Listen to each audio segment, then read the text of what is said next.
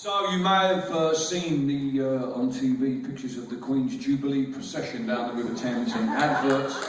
An advert for what a fabulous summer you can spend in London, providing the global warming hasn't got you yet. And I'm afraid the monarchy doesn't really stir great things of patriotism in me. The thing that makes me proud to be British is that for the past 4 or 5 months, a High Court judge has been able to put on trial the biggest media magnet in the world, and call the Prime Minister to give evidence.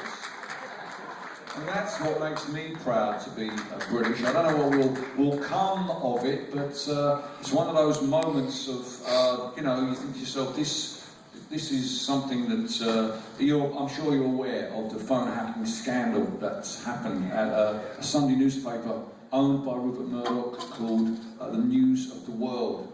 And it's a tough one for us because our not every journalist has been as unbelievably shameful as the News of the World journalist. This whole story was uncovered by a journalist working for the Guardian newspaper, despite people telling them there was nothing in it. So we have some things to be proud of, but our journalists, not just on the News of the World, have been guilty of listening, particularly in their case, the telephone messages of a girl who'd been abducted and subsequently murdered.